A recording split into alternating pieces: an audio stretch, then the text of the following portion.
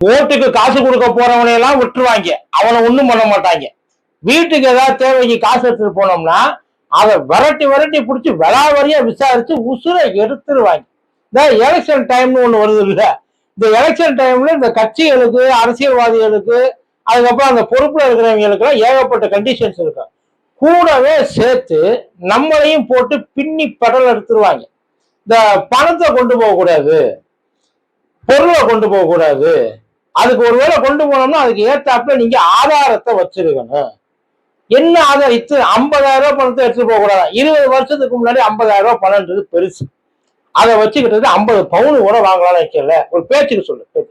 இப்ப 50,000 எடுத்துட்டு போனா அதிகபட்சம் என்ன பண்ணலாம்? எடுத்துட்டு போயிட்டு திருப்பி வீட்டுக்கு வர்றதுக்குள்ள கடன் தான் கேட்கணும். ஒரு அம்மா ஆஸ்பத்திரி செலவுக்காக எவ்வளவோ பணம் எடுத்துட்டு போயிருக்கு ஆஸ்பத்திரி செலவுக்கு. அதை பறிமுதல் பண்ணி அவங்க ஆபீஸ்க்கு கொண்டு போயிட்டு இதுக்கு நீ இதை காட்டு, சோர்ஸை காட்டு, எங்க கொண்டு போய் கட்ட போற, எப்படி உனக்கு காசு வந்துச்சு, பாடா படுத்திருக்காங்க. ஒரே நாள்ல மட்டும் 1.25 கோடி ரூபாய் பிடிச்சிருக்காங்க. இந்த 1.25 கோடி ரூபாயில எவ்வளவு நீங்க வந்து இந்த பணத்தை பிடிச்சீங்க, புளோட்டிங் பணத்தை பிடிச்சீங்க, ஓட்டுக்காக போன பணத்தை எவ்வளவு பிடிச்ச? அதனால இப்ப அந்த அம்மா எடுத்து போன கடத்தல் பணமா, இல்ல வேற ஏதாச்சும் பணமா, இல்ல அவாலாவா, என்ன பணம் அது?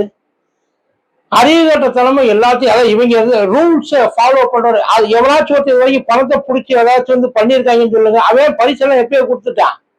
Hot box, tiffin box, kitchen set எப்பயோ எல்லாமே விநியோகம் ஆயிடுச்சு. அவங்க ஏண்டா அவங்களுக்கு உங்களுக்கு ஒரு ரூல்ஸ் இருக்கப்ப அவங்களுக்கு அந்த ரூல்ஸ் தெரியாதா? அவங்க எல்லா இடத்தையும் விட்டுட்டு போயிட்டாங்க. இப்ப நம்மளை போட்டு பாடா படுத்த போறாங்க. முதல்ல இதுக்கு ஏதாச்சும் ஒரு வழி சொல்லுங்க. ஏன் எங்க வீட்டு தேவைக்கெல்லாம் எதுவும் இருக்காதா? கல்யாணம், காட்சி, காது குத்துன்னு ஏகப்பட்டது இருக்கு. பணத்தை எடுத்துட்டு போனா அந்த பணத்துக்கு சோர்ஸ் என்னன்னு கேட்டா என்ன கடன் வாங்கி எடுத்துட்டு போவான். இதுக்காக கடன் வாங்கினாலும் கூட கூட்டிட்டு திரிவாங்க போற வரைக்கும். அவனுக்கு வேற வேலை இல்லையா?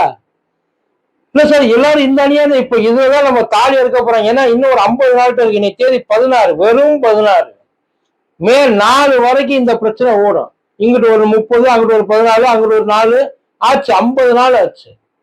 50 நாள் நம்மளை போட்டு என்ன பண்ண போறாங்கன்றது தெரியல. தயவு செய்து அதை பணத்தை அதை கொண்டு போய் கொடுக்குறவனுக்கும் பட்டுவாடா பண்றவனுக்கும் அதை எடுத்துட்டு போயிட்டு தேவைக்கு அவசர தேவைக்கு எடுத்துட்டு போறதுக்கு வித்தியாசம் கிடையாதா? உண்மையிலேயே அதாவது இவ்வளவு ஓப்பனால எவனும் காசு எடுத்துட்டு போக மாட்டான். அதை முதல்ல நல்லா தெரிஞ்சுங்க. தப்பு பண்ணணும்னு நினைக்கிறவங்க அவனுக்கு வேற வழி இருக்கு. எவன் பணம் கொண்டு போவான்னு ஏரியால இருக்க எல்லாருக்குமே நல்லா தெரியும். அதை விட்டுட்டு போறவன் பிசினஸ் ஒண்ணு இருக்க, காய்கறி வாங்க போறான், கையில ஒரு 50,000 ஒரு லோடு எடுக்க போறான், 2-3 லட்சம் ரூபாய் எடுத்துட்டு போவான். எப்படி உனக்கு இந்த காசு வந்துச்சுன்னா அவன் இதுக்குன்னு அவனை திருடிட்டான் வந்தான், இல்ல யார்கிட்டயா களவாண்டு வந்தானா, என்ன பண்ணிட்டு அதை எடுத்துட்டு வந்திருப்பான். அவன் எந்த காசை அவன் எடுத்துட்டு போறான். கொடுக்குறப்பதான் பிடிக்கணுமே தவிர கொண்டு போறப்ப பிடிப்ப. வேணும்னா எல்லாரையும் பின்னாடியே அப்படியே அனுப்பிச்சு. தமிழ்நாடு பூரா பறக்கும் படையை வச்சிருக்காங்க. பறக்கும் படையை வச்சு பணம் பட்டுவாடா பண்றது நீ தடுத்து நிப்பாட்டிடுவேன். இதுக்கு முன்னாடி தமிழ்நாட்டுல பறக்கும் படையே வந்தது இல்லை, எலெக்ஷனே நடந்தது இல்லை, பணமே எவனும் கொடுத்தது இல்லை. நீங்க அதை உங்களுக்கு அது தெரியாம இருந்ததும் இல்லை. அப்படித்தானே? நீங்க வந்து எல்லாத்தையும் தடுத்து கிழிச்சிருவீங்க சார். சாதாரணமான ஒருத்தன் கஷ்டப்படுறத யோசிச்சு பாருங்க சார். பொண்ணுங்க நகை வாங்கி போவான், ஸ்கூல் ஃபீஸ் கட்ட போவான், ஆஸ்பத்திரியில ஃபீஸ் கட்ட போவான், இல்ல வேற ஏதாச்சும் கான்ட்ராக்ட் கொண்டு போவான், பொருள் வாங்குறதுக்கு, வீடு கட்ட போறவன் கையில கேஷா கொண்டு போவான். இது எல்லாத்துக்கும் பிடிச்சி நிப்பாட்டினா அப்ப யாரை நீ பிடிக்கிறதுக்காக உட்கார்ந்து இருக்கிறீங்க? எவனை பிடிக்கிறதுக்கு என்ன அதை நீ பணத்தை பிடிச்ச முடியாது. இதுலயும் வேற இதெல்லாம் இருக்கு. 10 லட்சம் ரூபாய்க்கு மேல போனா இன்ஃபார்ம் பண்ணிடுவாங்க. ஒருவேளை 50,000 ரூபாய்க்கு மேல போனா ஒழுங்கா அதுக்கான ஆதாரத்தை கொடுக்கணும். ஆதாரம்னா என்ன கொடுக்கறது, எதை வச்சு கொடுக்கறது, எப்படி கொடுக்கறது?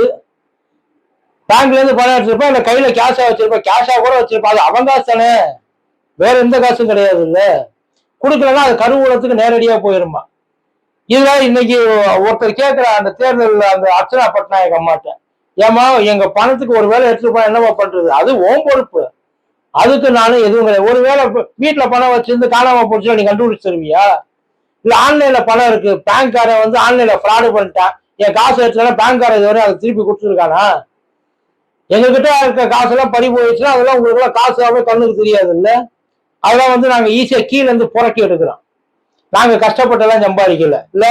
அதவே எவ்வளவு கொஞ்சம் கொஞ்சமா சேர்த்து வச்சு என்னென்னமோ செஞ்சு ஏதோ ஒண்ணு பண்ணணும்னு நினைக்கிறாங்க. அவனை பிடிச்சி வச்சுக்கிட்டு 1000 இன்ச்சே கொடுத்து அனுபவிச்சுக்கிட்டு இருக்காங்க. இதெல்லாம் விளங்குமா? இதெல்லாம் விளங்குமா? எங்க போயிட்டு எவன் ஊழல் பண்ணான்றது எவனுக்கும் தெரியாது. எவன் எங்க சொத்து சேர்த்து வச்சிருக்கான்னு எவனும் தெரியாது. எவன்ட பணம் கொட்டி கிடக்குன்னு உனக்கு ஒண்ணும் தெரியாது. அதையெல்லாம் போயிட்டு பிடிக்கிறதுக்கு வக்கு இல்ல, வந்துருவாங்க இங்க. இல்ல சார் நிஜமா உண்மையில அதுதான் வயிற்றுச்சலா இருக்கு. ஏன்டா அப்படி பண்றீங்கன்னு கேட்டா நாங்க ரொம்ப ஸ்ட்ரிக்டா ஃபாலோ பண்றோம், இப்படித்தான் இருக்கணும்ன்றாங்க. எப்படி இருப்ப?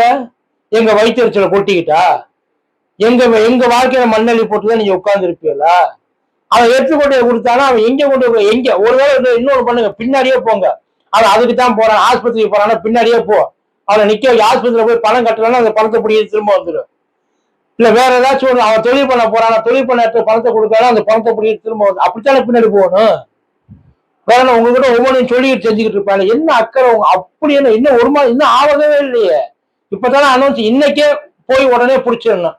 அந்த பணத்தை பிடிச்சி நீங்க பங்கு பிடிச்சிக்க போறீங்களா? உங்களுக்கு கஜானால கம்மியா இருந்தா எங்க காசு தான் கிடைச்சதானே. ஏற்கனவே எங்க இடத்துக்கு புடுங்கினதெல்லாம் பத்தாதா? கொஞ்சம் கூட யோசிக்கவே மாட்டேங்கிறாரு. அவன் எவ்வளவு கஷ்டப்படுறான், அது எவ்வளவு பரட்டுறதுக்கு எவ்வளவு பாடுபட்டிருப்பான். அசால்ட்டா 1 நிமிஷத்துல பிடிக்கிட்டு போயிடுறாங்க. தயவு செய்து இந்த ரூல்ஸை முதல்ல மாற்றி தொடங்க, இல்லாட்டி இந்த முறை கண்டிப்பா பெரிய பிரச்சனையாகும். பார்த்து. நன்றி.